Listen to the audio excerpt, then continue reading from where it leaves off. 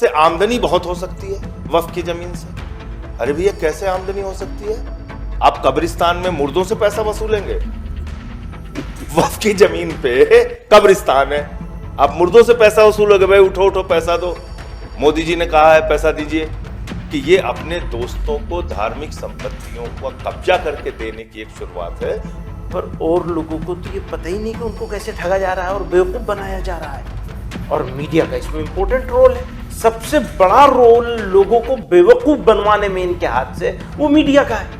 वक्फ की जमीन में जो भी बेईमानी और भ्रष्टाचार करे उसको 7 साल की सजा कीजिए। जी हां दोस्तों, वक्फ पर अदालत में मोदी को बेनकाब करने वाले का खुलासा, वीडियो लीक, घबराए मोदी। 5 मई से पहले क्या वक्फ खुद खत्म कर देंगे मोदी और शाह? बहुत स्वागत है आप सभी का। आप देख रहे हैं द राजनीति का विशेष सेगमेंट खबर और विश्लेषण। मैं हूं जब्बार खान।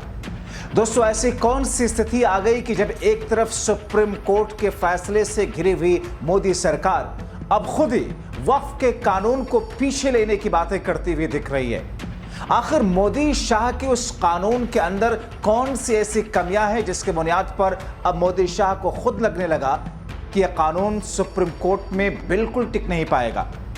आखिर देश के बुद्धिजीवियों और सुप्रीम कोर्ट के वरिष्ठ अधिवक्ताओं ने और खास तौर पर सुप्रीम कोर्ट में मोदी शाह के इस कानून की धज्जियां उड़ाने वाले ने इस पर कौन सा ऐसा बड़ा खुलासा कर दिया जिसके बुनियाद पर मोदी शाह समेत पूरी भारतीय जनता पार्टी की ब्रिगेड घबराई हुई है? आपको एक एक करके विस्तार से बताते हैं। दोस्तों, जिस किस्म की बहस इस वक्त देश के अंदर वक्फ कानून को लेकर के चल रही है, आपके मन में भी यह सवाल उठ रहा होगा कि आखिर मोदी और शाह को इस कानून को लाने की जरूरत महसूस क्यों पड़ी? क्या वाकई मोदी और शाह मुसलमानों की वक्फ की जमीनों के जरिए किसी अपनी रणनीति के तहत कोई बड़ा फायदा हासिल करना चाहते हैं? क्या वाकई चुनावी माहौल के अंदर चुनाव में भारी भरकम मोटी रकम जो खर्च होती है पार्टियों की, उसमें उनके उद्योगपति अदानी अंबानी सरीखे लोगों से टेम्पू भर भर के पैसों की जरूरत और उसके एवज में उनको सोने के भाव की, हीरे के भाव की जमीनें वक्फ बोर्ड से लेकर के देने की साजिश थी? आखिर कौन सा ऐसा खुलासा हुआ? दोस्तों, आप सुनिए और देखिए इस वीडियो को। आदरणीय मोदी जी आ गए तो उन्होंने 14 से लेकर 20 तक दिन रात जो भी प्रयास किया, खूब मेहनत की उन्होंने दिन रात पूरे देश की जमीनों को पंजीकृत करने के लिए। और उस समय मुख्तार अब्बास नकवी साहब देश के माइनॉरिटी अफेयर्स मिनिस्टर थे। मैं जेपीसी के हवाले से सारी चीजें आपको बता रहा हूं इसलिए क्योंकि मैं पूरी चीजों का गवाह रहा हूं और इस देश के लोगों को यह जानना चाहिए कि भाजपा कितना सुनियोजित तरीके से नफरत फैलाती है। तो उसमें एक एफिडेविट इनकी महमूद मदनी साहब की जो कमेटी आई थी उसके वकील ने दिया। उसमें क्या लिखा हुआ था? भारत की सरकार ने सुप्रीम कोर्ट में शपथ पत्र देके कहा 2020 के अंदर कि हमने देश भर की सारी वक्फ की संपत्तियों को वामसी पोर्टल पे पंजीकृत कर दिया है, ऑनलाइन कर दिया है। 99% संपत्ति ऑनलाइन हो चुकी है, यानी कि आपने उसकी जांच कर ली, उसके कागजात देख लिए, उसको पोर्टल पे डाल दिया। जब मैंने माइनॉरिटी अफेयर्स सेक्रेटरी से बार बार ये बात पूछा, हमने कहा ये शपथ पत्र तुम्हारा है? बोले हाँ हमारा है। तुमने लिख के दिया है? हाँ हमने लिख के दिया है। तो जब तुम खुद मान रहे हो कि हाँ देश की 99% संपत्ति ऑनलाइन है, उसकी जांच हो चुकी है, उसके रिकॉर्ड मिल चुके हैं, तो फिर तुम दोबारा क्यों कह रहे हो कि 6 महीने में हमको सारे कागज दो? बोले नहीं साहब वो है या नहीं है, मतलब वो घुमा फिरा के बात है। इसका मतलब झगड़ा कराना चाहते हैं आप, दोबारा कागज मांग के। अब 300 साल पुराना किसी मंदिर के जमीन के कागज आप मांग लें, किसी गुरुद्वारे की जमीन के कागज आप मांग लें, किसी चर्च की जमीन के आप कागज मांग लें, जैन धर्म की जमीनों के कागज मांग लें, बौद्ध धर्म की जमीनों के कागज मांग लें, क्या मिल जाएगा सर? 60 साल 70 साल पुराना भी क्या मिल जाएगा? क्या ये तो 2-2 4-4 क्या मिल जाएगा? बहुत सारे हमारे बुजुर्ग ऐसे हुए जिन्होंने मंदिरों के लिए मुंह जबानी दान कर दिया, लोगों ने बना लिया वहां पे मंदिर। अब आप कहेंगे कि साहब इसकी जमीन दो, नहीं तो हम इस मंदिर पे बुलडोजर चलाएंगे, तो ये तो संभव नहीं है। इसी तरह कई मस्जिदों के लिए ये मस्जिदों के लिए भी है, ये गुरुद्वारों के लिए भी है, ये चर्चों के लिए भी है, सब जगह के लिए है। अच्छा, दूसरी बात, फिर ये कहते हैं साहब इससे आमदनी बहुत हो सकती है वक्फ की जमीन से। अरे भैया कैसे आमदनी हो सकती है? आप कब्रिस्तान में मुर्दों से पैसा वसूलेंगे? वक्फ की जमीन पे कब्रिस्तान है। आप मुर्दों से पैसा वसूलोगे, भाई उठो उठो पैसा दो, मोदी जी ने कहा है पैसा दीजिए। फिर आप मस्जिद में जोहर की नमाज है, टिकट लग रहा है, चलिए आइए, इशा की नमाज है, टिकट है, आइए, आमदनी दीजिए। ऐसा तो नहीं होता ऐसे। ऐसा हो सकता है क्या?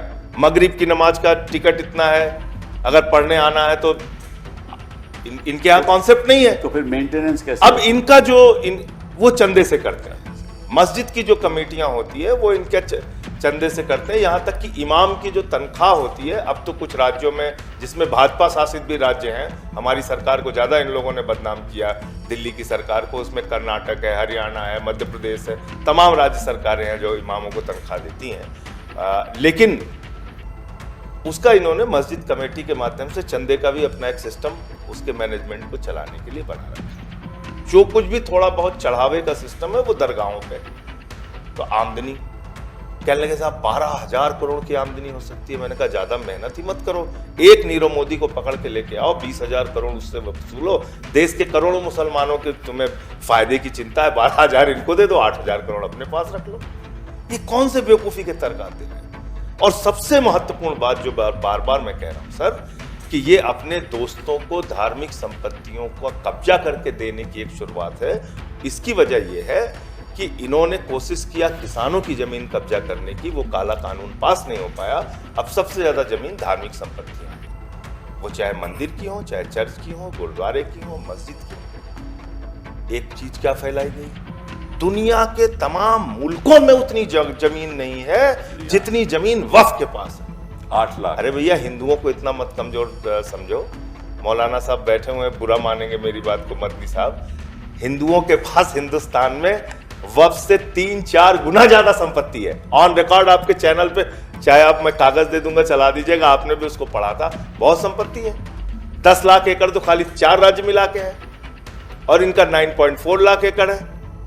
अभी उन्होंने ऑर्गेनाइजर वेबसाइट पे चर्च की जमीन छाप दी कि 1.7 करोड़ एकड़ जमीन हिंदुस्तान में चर्चों के पास है। वो अब शुरुआत होगी। तो शुरुआत हो गई, तो इसलिए सर, लेकिन अब ये जो इसमें शुरुआत तो हो गई है बस, पर ये माफी चाहूंगा, लेकिन ये रुकेगा सिर्फ क्रिश्चियन तक नहीं, ये सब पे सार पे आएगा, सब पे जाना। आना सबका है नंबर। अगर खामोश रहेंगे तो एक एक करके सबका नंबर आएगा। लास्ट बात जो मदनी साहब पूरी नहीं कर पाए थे कि भाई आप कह रहे हो वक्फ में बहुत भ्रष्टाचार है, तो भ्रष्टाचार को रोकने के लिए जो उनके यहाँ सख्त कानून था उसको आपने घटा के 3 साल से 2 साल की सजा कर दी। पहले था कि कोई भ्रष्टाचार करेगा तो गैर जमानती धाराओं में उसकी अरेस्ट होगी, अब आपने उसको जमानती बना दिया। इसका मतलब अगर अडानी जी को कोई जमीन दी जाएगी और भ्रष्टाचार उसमें कहीं साबित होता है तो उनकी कोई गिरफ्तारी, कोई कार्रवाई नहीं होगी। तो इसका मतलब ये मोदी जी ने अपने दोस्तों के लिए कानून बनाया है। दोस्तों, आपने देखा और सुना किस अंदाज में, किस तौर पर एक के बाद एक पत्ते खुल रहे हैं, एक के बाद एक वो चीजें पर्दे के पीछे से निकल करके सामने आ रही हैं और कैसे इसे लोगों के सामने पहुंचाने की कोशिश की जा रही है। जाहिर तौर पर यह अब कहा जा रहा है कि मोदी सरकार इस कानून को लाकर के तो फंस चुकी है, और ऐसी स्थिति में अब मोदी शाह करेगी क्या। मगर इन तमाम चीजों को लेकर के जो अगला खुलासा है वो भी देखिए। मकसद वही है जो संजय सिंह जी बता रहे हैं। अच्छा, इन संपत्तियों को चिन्हित करो और इनको जो है फायदा बता करके किसी को बेच दो, या उन्हें जो है कम किराए पर दे दो। क्योंकि वक्फ की जो प्रॉपर्टी है, लॉन्ग लीज, कम किराया लॉन्ग लीज, अभी भी जो वक्फ की प्रॉपर्टीज हैं, जो थोड़ा बहुत किराया आता है, आमदनी एक तो मज़ारों से है और दूसरी बहुत नॉमिनल नगण्य आमदनी जो है वो मस्जिदों के आसपास जो दुकान है, मस्जिदों की प्रॉपर्टी में बन जाती है। 10 रुपए 12 रुपए की दुकान है। तो अब मान लीजिए कोई हमारी वक्फ की संपत्ति है, अब आज उससे हमारी आमदनी 1000 करोड़ है, मान ली पूरे देश के अंदर 1000 करोड़ हो रही है, संपत्ति है लाखों एकड़ की, तो उस संपत्ति को कितना बढ़ा देंगे उसका किराया? एक लिमिट होती है ना किराया बढ़ाने की। मकान मालिक भी जो किराया बढ़ाता है, ऐसा तो है नहीं कि एक साथ 1000 गुना कर देंगे। तो जो 10 रुपए की दुकान है उसको जो है 20 रुपए पे कर देंगे, जो 200 रुपए की दुकान है उसको 400 रुपए पे कर देंगे। जो टोटल 1000 करोड़ अगर आता होगा आना चाहिए इनके हिसाब से, उसे बहुत बढ़ाएंगे तो 1200 करोड़ कर देंगे, 1300 करोड़ कर देंगे, इससे ज्यादा तो कुछ कर नहीं सकते। लेकिन मुद्दा ये नहीं है, मुद्दा ये है कि अपने दोस्तों को फायदा नहीं, पहुंचाना है। वो उस संपत्ति को कम किराया तो बढ़ा बार बार यही बात कह रहा हूँ। वो उनको दे देंगे जी हाँ। और कहेंगे देखिए आपको इससे इतने पैसे मिलते थे, अब हम इस पे जो है 200 करोड़ 400 करोड़ ज्यादा मिलेंगे आपको। इस तरीके से ये संपत्तियां उनको दे देंगे, लॉन्ग लीज पे दे देंगे, यही इनका मकसद है। और दूसरा, एक बीजेपी के पास जो फार्मूला या हथियार है सर, वो स्पष्ट हो गया है कि उनके पास डिलीवरी तो कुछ है नहीं। 10-11 साल की सरकार के बाद सिर्फ हिंदू मुस्लिम पोलराइजेशन करना उनका मकसद है और इससे वो लाभ लेते रहे। अब अल्लाह जाने कितने दिन तक ये उनका हथियार जो है चलेगा करेगा। और कितने दिनों में ये कुंद होगा। देखने में ये ऐसा क्या लगता है, आपको देखने में चलेगा? ऐसा लगता है कि जैसे मजलूम मुसलमान है और अन्याय हो रहा है, अत्याचार हो रहा है। इन्होंने बहुत खूबसूरत बात कही है, वो मुझे बहुत दिनों से इस बात को कहता चला आ रहा हूँ। वो ये है कि हमें तो जलील कर दिया है, इज्जत हमारी चली गई है, ये एक बात। लेकिन मैं पता नहीं क्यों मुझे ऐसा लगता है जितना नुकसान मुसलमान का हो रहा है उससे ज़्यादा नुकसान तो इंडिया की कॉमन सिविल सोसाइटी का है। कि आप मुसलमान को मालूम है कि उसके साथ क्या हो रहा है, पर और लोगों को तो ये पता ही नहीं कि उनको कैसे ठगा जा रहा है और बेवकूफ़ बनाया जा रहा है। और मीडिया का इसमें इम्पोर्टेंट रोल है। सबसे बड़ा रोल लोगों को बेवकूफ़ बनवाने में इनके हाथ से वो मीडिया का है। दोस्तों, बीजेपी के समर्थक लोगों ने तो इंतहा कर दी। रिजिजू, धनखड़, निशिकांत से आगे जाकर के सुप्रीम कोर्ट को कोठा और मोदी शाह के चेहरे से नकाब उतार रहे लोग जो कि सुप्रीम कोर्ट को इस्लामिक कोर्ट बताने से नहीं हट रहे। ऐसी स्थिति में सुनिए सांसद संजय सिंह को। अंतरिम आदेश है, ये भारतीय जनता पार्टी के सपोर्टर ट्विटर हैंडल है। ये लिख रहे हैं शरिया court of India, supreme court. ये इस्लामिक सिंबल उनके गुंबद पे लगा दिया, सुप्रीम कोर्ट के गुंबद। कौन लोग हैं? ये सब बीजेपी के समर्थक ट्विटर हैंडल और वेरीफाइड हैंडल है। मैं कोई ऐसा हैंडल नहीं आपको दिखा रहा हूं जो वेरीफाइड नहीं। ये सुप्रीम कोर्ट के गुंबद पे इस्लामिक चिन्ह लगा रहा है। ये आप करेंगे इसलिए कि अभी एक अंतरिम आदेश आ गया। इस पे तो बोलना चाहिए। इनका सरकार धर्म के से क्या मंत्रियों को लेना देना बोलना है? चाहिए कि ये गलत है। इनका धर्म से क्या लेना देना है? इसके खिलाफ एक्शन होना चाहिए। इनका एक्शन होना चाहिए। मैं ये कहा, आप तो इससे सर बड़ी लड़ रहे तौहीन और क्या हैं हो इस केस सकती को, है? तो आप इस चीज को आप दिखा सकते हैं।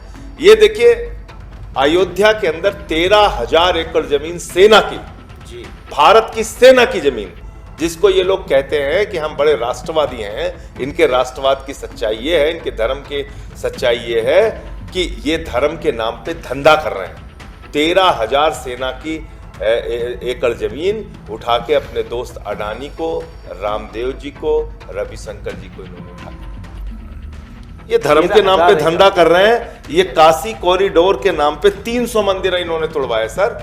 और ये एक पीएसपी कंपनी है जिसको इन्होंने ठेका दिया काशी कॉरिडोर का। इसमें ये कहाँ की कंपनी? ये गुजरात की कंपनी है। ये 2008 में बनी। इसके बाद इसको गुजरात में मोदी जी ने विधानसभा बनाने का ठेका दिया, रिवर फ्रंट बनाने का ठेका दिया, मेडिकल कॉलेज बनाने का ठेका दिया, हॉस्पिटल बनाने का ठेका दिया, काशी में काशी कॉरिडोर के नाम पे ठेका दिया। और उसके बाद 14 ठेके उत्तर प्रदेश में अलग अलग जगहों पे योगी की सरकार ने इनको ये कह के, योगी की सरकार से मोदी जी ने बड़ा इनका ड्रीम प्रोजेक्ट इन्होंने काशी कॉरिडोर के नाम पे पूरा कर दिया, इसलिए 8 प्रोजेक्ट इनको मिल गए।